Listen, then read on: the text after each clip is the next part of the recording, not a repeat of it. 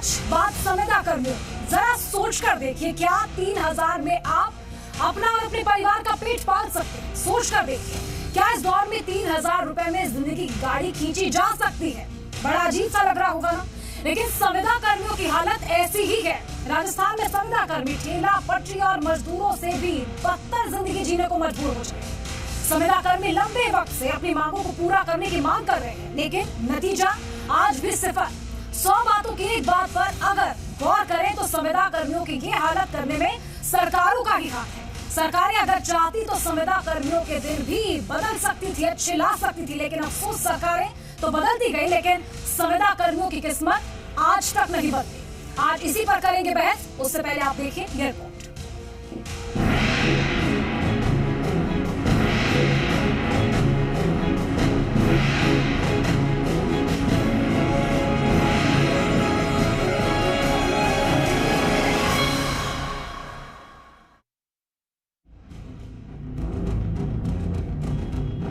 राजस्थान में संविदा कर्मी बड़े मुश्किल दौर से गुजर रहे हैं। संविदा कर्मियों की हालत मजदूर से भी बदतर है, जिससे उनकी जिंदगी अंधेरे में डूबती जा रही है। संविदा कर्मियों की आधी जिंदगी सरकार के आगे धरना प्रदर्शन में गुजर जाती है। सरकारें बदल जाती है, लेकिन संविदा कर्मियों की हालत नहीं बदलती।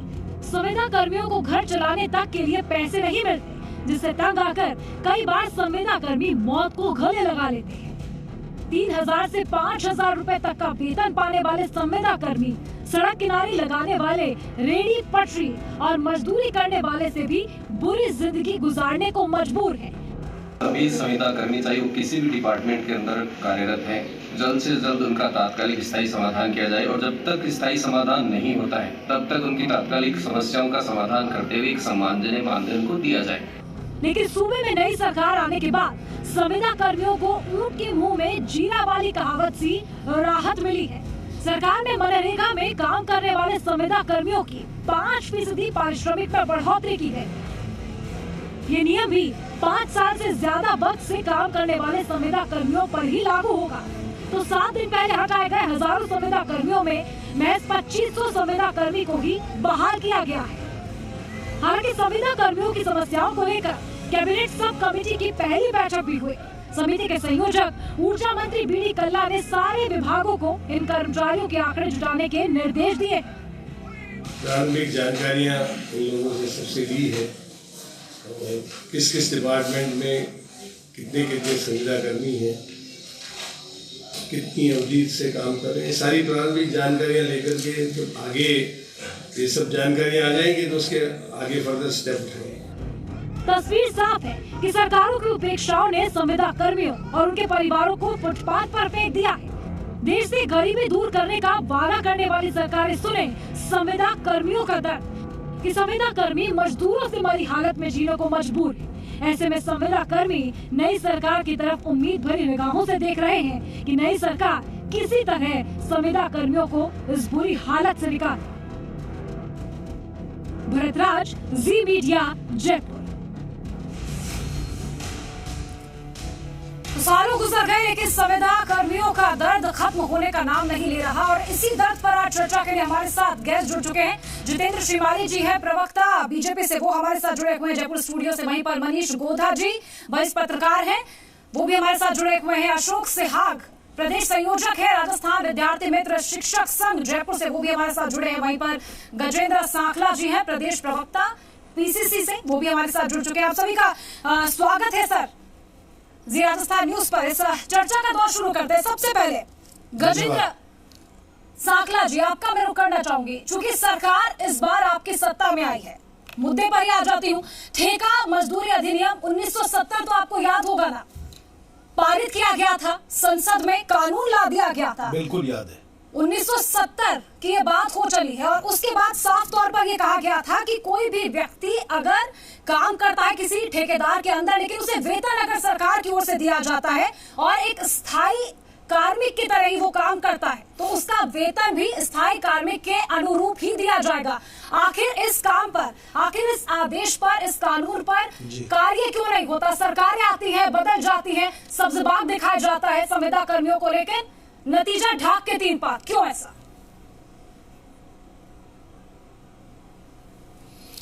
ऐसा नहीं है मैडम। सबसे पहले तो ये बात समझने की जरूरत है कि एक तरफ तो संविदा कर्मचारी है और एक ठेके पर काम करने वाले कॉन्ट्रैक्ट की लेबर है। इन दोनों में बहुत बड़ा फर्क है। संविदा कर्मचारी वो है जिनको सरकार ने अनुबंध पर रखा है, और ठेके पर जो कर्मचारी रखे गए हैं वो ठेकेदार की फर्म के अगेंस्ट काम कर रहे हैं। तो यहां पर संविदा कर्मियों की बात हो रही है, जिनमें लोक जुम्बिश के कर्मचारी भी हैं, जिनके अंदर आपके काम करने वाले लोग वो भी हैं, जैसे महिलाएं वगैरह काम भी कर रही है। उसके अंदर वो काम भी करने वाले हैं जिनको कि पैरा टीचर के रूप में रखा गया था, जिनको कि आंगनबाड़ी के कार्यकर्ता के रूप में रखा गया था। इन तमाम लोगों को संविदा कर्मी माना गया है। और राजस्थान के अंदर कांग्रेस पार्टी ने इस चुनाव के अंदर चुनाव घोषणा पत्र बनाते समय उस चुनाव घोषणा पत्र के श्रम और रोजगार पॉइंट के अंतर्गत 3 नंबर जो पॉइंट है उसके अंदर इसको शामिल किया है कि हम तमाम संविदा कर्मी, जिसके अंदर लोक जुम्बिश के कर्मचारी भी हैं और जिसके अंदर आपके आंगनबाड़ी के कार्यकर्ता भी हैं और जिसके अंदर पैरा टीचर्स भी हैं, इस तरह के जो संविदा कर्मी हैं, उन संविदा कर्मियों का विस्तृत रूप से पूरी जानकारी हासिल करने के बाद इनको हम ग्रामीण स्वच्छ शिक्षा सेवा अधिनियम 2010 के अंतर्गत इन तमाम लोगों को हम रेगुलर करने की हमने जिम्मेदारी ली है। और उसके अंतर्गत राजस्थान के ऊर्जावान मुख्यमंत्री अशोक जी गहलोत साहब ने तुरंत कमेटी का गठन कर दिया। बीडी कल्ला साहब के नेतृत्व में कमेटी का गठन हो गया। एक मीटिंग ली, कोशिश करने की बात कर रही है। ये कोशिश 1970 से ही हो रही है, अभी तक अंजाम पर पहुंच नहीं पाई है। घोषणा पत्र की बात कर ली जाए तो ऐसा नहीं है कि पहली बार इस बिंदु को शामिल किया गया, उससे पहले भी कई बार इस बिंदु को शामिल किया, लेकिन काम आज तक नहीं हुआ। ये कुठाराघात ही है, ये बिल्कुल पहले भी किया गया है। 2008 से 2000 जितेंद्र श्रीमाली जी का रुख कर लेते हैं। जितेंद्र श्रीमाली जी, जहां पर 1970 ठेका मजदूरी अधिनियम का आपने जिक्र किया, इसके साथ ही 1976 में एक और अधिनियम बनाया गया था, वो था समान वेतन अधिनियम। उस पर भी कोई काम नहीं किया। आखिर क्यों इस तरह की जो कुठाराघात है वो संविदा कर्मियों पर किया जा रहा है? क्यों सरकारें आती है बदल जाती है लेकिन इन पर ध्यान नहीं दिया जा सकता? संविदा कर्मियों ने क्या कुछ बिगाड़ा है सरकार का? देखिए, सबसे पहले तो मैं ये कहना चाहूँगा कि ये सारी समस्या कांग्रेस के सरकारों के समय में एक बेरोजगारी की समस्या से को दूर नहीं कर पाने के बीच में एक चुनाव को समय देखते हुए जो कांग्रेस की नीति रहती है कि एक छोटा सा ऐसा सगुफा छोड़ दो जो इस प्रकार के वंचित जो लोग हैं, जो गरीब लोग हैं, उनको तात्कालिक राहत संविदा कर्मियों को क्यों 5 साल तक राज करने के बाद मैं उसी पर आ रहा हूँ मैडम। बिल्कुल मैं उसी पे आ रहा हूँ मैडम। तो ये जो हर बार चुनाव का मौका देख करके जो गरीब, पिछड़े और बेरोजगार जो लोग हैं उनको एक छोटा सा टुकड़ा टाइप डाल करके और उनके वोट ले लें, इस प्रकार की कांग्रेस की सरकारों में 1977-75 के समय से ये दौर चला रहा है। मूल समस्या इस देश की जो थी वो थी इस देश की बेरोजगारी दूर करना। और बेरोजगारी जब दूर नहीं हो पाई, इस देश में 70 साल के इतिहास में 65 साल इन्होंने राज किया, कांग्रेस ने राज किया, और जब बेरोजगारी की समस्या दूर नहीं हो पाई तो इन्होंने ये एक नई चीज चालू हुई संविदा कर्मियों के ठेका प्रथा की। और ठेके के आधार के ऊपर उनकी स्थिति मजदूरों की वही रही जैसे बंधुआ मजदूर पहले के जमाने में होते थे, उसी प्रकार के बंधुआ मजदूरों की हालत इसमें हो गई। परंतु जब सरकार बीजेपी की आई तो आप ये देखेंगे, जहां संविदा कर्मी के ऊपर बात करें तो बीजेपी की सरकारों में यह नियम निकाला गया कि अगर संविदा कर्मी नियमित भर्ती के अंदर वो अप्लाई करता है तो उसको बोनस अंक देकर के उसकी भर्ती की जाए। पूरी तरह से सरकार तो आपकी भी रही है, ऐसा नहीं था। राजस्थान की बात कर लेते हैं, सरकार तो आपकी भी रही, क्या आपकी ओर से कोई प्रयास नहीं किए जा सकते थे? बीजेपी सरकार के अंदर जो बना हुआ नियम है वही बता रहा हूं मैडम मैं कि बीजेपी सरकार के समय में ही ये नियम बना कि अगर सरकारी नियुक्ति के अंदर संविदा कर्मी कोई अप्लाई करता है तो उसको उसके जो जितने समय उसने काम करा है, जैसे 1 वर्ष से लेके 2 वर्ष से कम काम किया है, नतीजा क्या कुछ 3,000 से 5,000 अधिक काम किया है तो उसको आज के दौर में 3,000 से 5,000 रुपए अपना और अपने परिवार का खर्चा पानी क्या 3,000 रुपए में निकल सकता है? ठीक है, सरकार ने किया। मनीष गोधा साहब का रुख कर लेते हैं, हमारे साथ जुड़े हुए लगातार। मनीष गोधा साहब, एक दूसरे पर आरोप प्रत्यारोप लगाना बेहद आसान बात है, लेकिन जो व्यक्ति इस परिस्थिति से गुजर रहा है, दो चार हो रहा है, उस पर क्या बीतती होगी? क्योंकि संविदा कर्मियों की ओर से लगातार मांगे उठाई जा रही है, धरना प्रदर्शन किए जाते हैं, लेकिन उनकी मांगों को चाहे कांग्रेस की सरकार प्रदेश में रही हो, चाहे बीजेपी की रही हो, हर बार अनसुना कर दिया जाता है। आज भी 3,000 रुपए वेतन, 5% की बढ़ोतरी, इतनी मामूली सी बढ़ोतरी की गई है। अगर 5,000 पर भी 5% बढ़ाया जाता है तो 250 रुपए होता है। 250 रुपए आज के दौर में।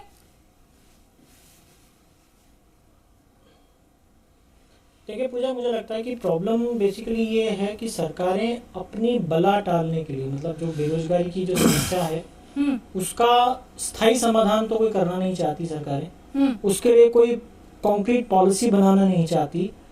उसकी जगह एक इस तरह की व्यवस्था कर दी है कि उनसे उनका काम भी निकल जाए और वो जो रोजगार देने का एक जो शगुफा है या नारा है वो भी पूरा हो जाए। सरकार का काम सरकारी कर्मचारियों के भरोसे नहीं चल सकता। बहुत सारे ऐसे काम होते हैं कि सरकार को एक्स्ट्रा मैन फोर्स की जरूरत होती है। अब उस काम को करने के लिए सरकार संविदा कर्मियों को भर्ती करती है। संविदा कर्मी जब भर्ती होता है तो वही जानता है कि उसके दिमाग में कहीं ना कहीं की लालच होता है, जो हमारी सरकारों ने एक आदत भी डाली है कि आपको हमने ले लिया तो हम आपको आगे रेगुलराइज कर देंगे। तो उस लालच में संविदा कर्मी काम पर आ भी जाता है। अब होता यह है कि सरकारें उसको रेगुलराइज करती नहीं है, क्योंकि सुप्रीम कोर्ट ने रोक लगा दी है कि आप बैक डोर से एंट्री नहीं कर सकते हैं। तो पहले ये होता था कि संविदा कर्मी आ जाते थे और बाद में उनको रेगुलराइज कर दिया जाता था, तो एक परंपरा सी चल गई। फिर जब से रोक लगी है उसके बाद से अब एग्जाम कराना पड़ता है, आपको नई भर्ती करानी पड़ती है। नई भर्ती जब आप कराते हैं तो उसमें उनको वेटेज तो दे देते हो आप, लेकिन फिर भी वो बैकडोर एंट्री मानी जाती है। तो अब ये स्थिति आ गई है और उसकी वजह से संविदा कर्मियों की समस्या का कभी भी, मैं मानता हूँ, कोई स्थायी समाधान नहीं हो सकता। मुझे लगता है कि कहीं ना कहीं जो इस देश का बेरोजगार, उसको खुद को सोचना पड़ेगा कि हम सरकार के इस चंगुल में ना फंसे और खुद अपने लिए कुछ ना कुछ करने की सोचें। यदि हम इस तरह से कुछ करने की सोचेंगे तभी जाकर के इसका समाधान। सरकार के पास इन चीजों का कोई समाधान नहीं है, क्योंकि सरकारों के पास वो उतना संसाधन है ही नहीं कि आप जितने संविदा कर्मी भर्ती करते हैं उनको रेगुलराइज कर सकें। सरकारें हमेशा जब भी आती हैं, जो भी पॉलिटिकल पार्टीज आती हैं, वो हर घोषणा पत्र में ये वादा करती हैं। आप मुझे बता दीजिए, मनरेगा में हजारों की संख्या में संविदा कर्मी लगे हुए हैं, क्या सरकार उनको करने की कोशिश स्थिति में है? जो लोग पहले लगे हुए थे, क्या सरकार उनको करने? आप हमेशा वही होगा कि वो परीक्षा की, अब परीक्षा जब होगी तो उसमें जो संविदा कर्मी है वो भी भर्ती होगा, जो नया आ रहा है वो भी भर्ती होगा, वो भी अप्लाई करेगा और जो मेरिट पे होगा उसका हो जाएगा। लेकिन जो संविदा कर्मी है, जितने इतने साल तक काम कर लिया, 3,000 रुपए में, 2,000 रुपए में, उसकी एक आकांक्षा है कि मुझे रेगुलराइज कर दिया जाए, लेकिन सरकार के हाथ में अब वो तरीका नहीं है। कोर्ट ने वो तरीका हटा दिया है। तो खुद संविदा कर्मी को भी सोचना पड़ेगा और मुझे लगता है सरकारों को भी सोचना पड़ेगा कि इसका कोई दूसरा तरीका निकाला जाए, जो उनको जरूरत है जिस मैन पावर की, उसको करने के लिए, उसको हासिल करने के लिए, या उन कामों को करने के लिए आउटसोर्सिंग की जाए, दूसरे तरीके से उसको काम को कराया जाए। उस तरीके से आप संविदा कर्मी को रख करके बेरोजगार के साथ छलावा नहीं करना चाहिए, मैं ये मानता हूँ। बिल्कुल, लेकिन अगर पुरजोर तरीके से मांगों को उठाने की बात हो तो चाहे बीजेपी सत्ता में रही तो कांग्रेस की ओर से लगातार इन मांगों को उठाने के लिए साथ दिया गया था। मनरेगा कर्मियों की अगर बात की जाए या फिर संविदा कर्मियों की अगर बात की जाए, वहीं पर जब कांग्रेस सत्ता में रही तो बीजेपी की ओर से लगातार इस मांगों को उठाया गया, लेकिन अभी तक कोई नतीजा दोनों ही पार्टियों की ओर से, चाहे कोई भी सत्ता में रहा हो, निकलता हुआ नजर नहीं आया है। क्या कुछ व्यथा इसके पीछे है, क्या कुछ परेशानियां हैं? खुद अशोक सिहाग जी से जान लेते हैं। अशोक सिहाग जी, आपकी व्यथा आप ही बता दीजिए। पूजा जी, कांग्रेस ने अपने चुनावी घोषणा पत्र में संविदा कर्मियों को स्थायी समाधान के लिए कहा है, उसका हम स्वागत करते हैं। परंतु यदि देखा जाए तो पूर्व में इसी कांग्रेस सरकार ने विद्यार्थी मित्रों के लिए एक शिक्षा सहायक की भर्ती निकाली थी, जिसको बीजेपी सरकार ने रद्द कर दिया था और 24,163 विद्यार्थी मित्रों को रोड के ऊपर ला करके खड़ा कर दिया था। उसके बाद में बीजेपी सरकार ने विद्यालय सहायक भर्ती निकाली। वो भर्ती नियमों की खामियों के कारण सुप्रीम कोर्ट में अटक करके रह गई। अगर बीजेपी सरकार की मंशा होती तो उस भर्ती प्रक्रिया को वो पूर्ण करवाती, उसके अच्छे तरीके से पैरवी करवाती। अब बात करें कांग्रेस सरकार की। कांग्रेस सरकार ने स्थायी समाधान की बात कही है। कांग्रेस सरकार के हम आंकड़े जुटाएंगे, क्या जो पूर्व में शिक्षा सहायक आपने भर्ती निकाली थी, चाहे वो नरेगा कर्मियों के लिए निकाली थी या एनआरएचएम कर्मियों के लिए जो भर्तियां निकाली थी, क्या उनके आंकड़े आपके पास उपलब्ध नहीं है? क्या उन भर्तियों की जो स्थिति वर्तमान में न्यायालय में चल रही है वो आंकड़े आपके पास नहीं है? यदि आप चाहते तो आपकी सरकार बनते ही एक सिंगल ऑर्डर जारी करते कि वर्तमान में संविदा कर्मियों की जितनी भी तात्कालिक समस्याएं इनका हम तुरंत प्रभाव से समाधान करते हैं और इनके स्थायी समाधान के लिए क्या किया जा सकता है उसके ऊपर हम विचार करते हैं। जिस तरीके से कांग्रेस वाले बीजेपी के ऊपर डाल रहे हैं और बीजेपी वाले कांग्रेस के ऊपर डाल रहे हैं, परंतु इसके अंदर जो पिस रहा है वो केवल और केवल संविदा कर्मी है। यदि वर्तमान में भी सरकार चाहे तो विद्यालय सहायक भर्ती जो वर्तमान में सुप्रीम कोर्ट में है उससे सीधा 33,689 लोगों का भला होता है और एक लाइन के अंदर सिर्फ इतना चाहिए कि इस भर्ती प्रक्रिया का जल्द से जल्द समाधान किया जाए। एजी से, डबल एजी से या सरकार के जो भी अधिवक्ता है उनसे उसकी अच्छे तरीके से पैरवी करवाई जाए। बिल्कुल अशोक जी, चाहे बीजेपी हो या फिर कांग्रेस, ऐसा नहीं किसी एक पर आरोप है, दोनों की कि जब भी सरकारें रही दोनों ही पार्टियां कटघरे में खड़ी हुई है। एक बार फिर से रुक कर लेते हैं जितेंद्र श्रीमाली साहब, आपने सुना होगा क्या कुछ कहा अशोक सिहाग साहब ने, क्या कुछ कहेंगे आप? सबसे पहले अगर विद्यालय सहायक भर्ती पर ही रोक की बात करनी जाए तो उस पर आपकी ओर से क्या कुछ कहा जाएगा? डिफेंस क्या कुछ रहेगा आपका? देखिए, मैं इस विद्यार्थी वाली जो भर्ती थी इसके साथ में और बीजेपी सरकार के अंदर और भी 2-3-4 भर्तियां थी जो उस समय जब ये लगातार ये कांग्रेस की तरफ से वहां पर अनेक ऐसे हमको उदाहरण दिखे थे। रोज ये जब चुनाव के समय जब 26,000 शिक्षकों की भर्ती का मामला आया था तभी कांग्रेस की तरफ से चुनाव आयोग को एप्लीकेशन लगा करके उस भर्ती को रोकी गई थी। तो कांग्रेस जब बीजेपी सरकार थी तो कांग्रेस में एक वकीलों का एक समूह था, वो समूह निकलने वाली प्रत्येक भर्ती के ऊपर इस प्रकार की अड़चन कोई ना कोई लगा करके और उसको कोर्ट ये इनके प्रकार केवल किसी कारण से कोर्ट में अटकाने का काम लगातार किया। और इस बात को इन्होंने देखा जब 26,000 लोगों की भर्ती की हाईकोर्ट ने जब कर दिया और ये कह दिया कि हाँ इसकी भर्ती कर दी जाए और वो भर्ती प्रक्रिया चालू हो गई, उस समय भी चुनाव आयोग के यहाँ एप्लीकेशन लगा करके इन्होंने ये एप्लीकेशन लगाई कि साहब ये अगर ये भर्ती इस समय चुनाव के समय की गई तो इसको बीजेपी को फायदा हो जाएगा। तो ये जो भर्तियां होती है इनको कांग्रेस और बीजेपी के आधार के ऊपर अगर निर्धारण किया जाएगा तो बेरोजगारों के साथ में खिलवाड़ होगा। और ये संविदा कर्मियों का जो ये चालू किया सिस्टम, ये बेरोजगारों के कौनी के ऊपर गुड़ लगा करके और उनके साथ में जिस प्रकार से छलावा किया गया उसका एक उदाहरण देखेंगे। आज घोषणा पत्र के अंदर जिस प्रकार की बात कही गई तो हमको ये संविदा कर्मियों की और राजस्थान के बेरोजगारों को इस बात की आशा का एक अपेक्षा थी कि जिस प्रकार से जब बीजेपी सत्ता में आई तो सवाल खड़े किया आपने, आज क्यों चुप है? तो बेरोजगारी वाले विषय को लेकर के एक पत्र जारी किया जाता और पत्र जारी करके आप उलझाने की कोशिश क्यों कर रहे हैं? इतने संविदा कर्मी हैं, आप उलझाने की कोशिश क्यों कर रही है? जो आपने सवाल किया है यदि आपकी मंशा सही होती तो आप विद्यालय सहायक की पैरवी करवाते अच्छे तरीके से। अड़ंगे लगाने वालों का काम होता है, अड़ंगे लगाएंगे। नजर नहीं आ रही है। आप जब तक उसका समाधान चाहते थे आप सही तरीके से समाधान कर सकते थे। पूजा जी, मैं आपको ये इस बात को बहुत स्पष्ट करना चाहता हूं कि कांग्रेस की जब सरकार थी 2008 से लेकर 2013 के बीच में, उस समय आपको ध्यान होगा स्कूल शिक्षा और कॉलेज शिक्षा के अंदर जब आप बोल रहे थे तब बीच में नहीं बोल रहा था। मैं बता रहा हूँ, आप जब बोल रहे थे बीच में नाम बोल रहा था। आप मुझे अपनी बात को खत्म कर रहे हो। अब ये है आपके महासचिव सर ने एप्लीकेशन लगाई थी जो पोस्टें थी लगा करके तो पता नहीं उन पोस्टों के अंदर एडेड पोस्टों पर टीचर्स और कॉलेज एजुकेशन के लेक्चर थे, उसको कांग्रेस की सरकार ने भर्ती किया और आज वो ग्रामीण सर्वेक्षण शिक्षा सेवा का अधिनियम 2010 के अंतर्गत बीजेपी की तरफ से ये बता दीजिए कि शिक्षा सहायक की आदत यही है, कोई काम नहीं करना, करना चाहते हैं। सर पॉइंट पर आ जाइए, क्यों बात यहाँ पर नरेगा करवाई दूसरे आदमी की बात को सुनना नहीं चाहते। वर्तमान सरकार आते हैं इसकी वजह से जनता इनको संविदा कर्मियों का समाधान हो, इस तरह की चाहते हो हो सकता है सरकार में, इसलिए आपके किसी सरकार इनको ध्यान होना चाहिए कि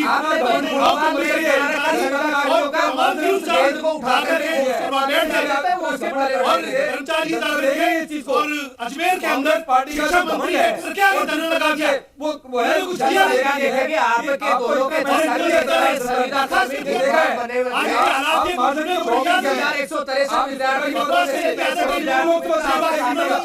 लोकसभा चुनाव के अंदर आपकी मंशा सही है, आप केवल बात करें चुनाव 5% वोट मिले हैं, इसलिए इतना घमंड करके और आप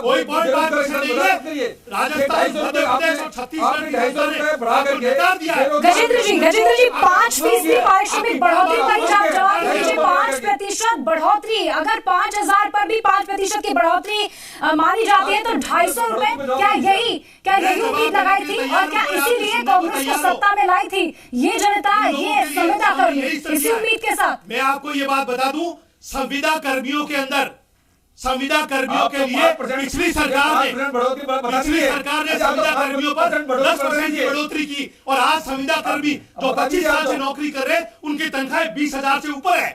कौन कह रहा है आपको 3,000, 2,000, 5,000? गलत तरीके से सर आंकड़े कह रहे हैं। हमारे साथ यहाँ पर बैठे हुए अशोक सियाग जी सिरे से खारिज करते हुए नजर आते हैं। 20,000 रुपए तनख्वाह की बात करते हुए नजर आते हैं। कांग्रेस के लीडर्स क्या कहेंगे आप? 3 से 5,000 रुपए का आपको वेतन नहीं मिलता है, आपके सामने रख सकते हैं। सर सच्चाई अशोक सियाग जी से जान लेते हैं। अशोक सियाग जी, नहीं मिला है, न तो बीजेपी सरकार बनी है और न ही कांग्रेस सरकार बनी है। 10 महीने ये केवल हमें गुमराह करने के इस्तेमाल करना। इस बात का दुख है मैडम, 2008 के चुनाव के अंदर वसुंधरा जी ने पोस्टर लगा के कहा अब मैं खुश हूँ, संविदा कर्मियों का यही कहा था अब मैं खुश हूँ। और संविदा कर्मियों को जो लोग कर्मचारी हैं उनके 248 कर्मचारियों को पोस्टिंग दे दी। आपने चुनाव में करके और वास्तव में 208 कर्मचारियों दी। आप बेरोजगारों के साथ मजाक कर रहे हैं। 500 से ऊपर कर्मचारी जो है वो आज भी बेरोजगारी की स्थिति में बैठे हैं। देख रहा है इस सरकार को और उसके अंदर 200 से ज्यादा कर्मचारी जो है वो मौत के कास की ग्रास में चले गए और आज भी 562 कर्मचारी लोक जुम्बिश के आज भी इनके जी को रो रहे हैं।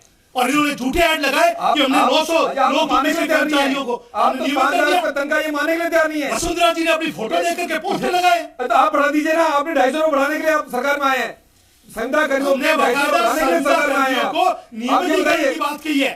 जितेंद्र जी आपने भी जब घोषणा पत्र जारी किया था, जब आपकी सरकार थी तभी आपने उसके लिए दावे किए गए थे कि 2.5 लाख संविदा कर्मियों को स्थायी किया जाएगा। आप उस दावे के बारे में बता दीजिए। कैसे मना कर सकते हैं जितेंद्र साहब?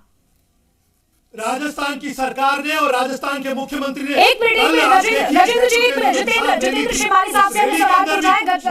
जितेंद्र शिमाली साहब आप बता दीजिए 2.5 लाख संविदा कर्मियों को स्थायी करने के वादे का आपकी सरकार ने कितना काम किया, कितनों को आप कर पाए स्थायी, आप बता दीजिए।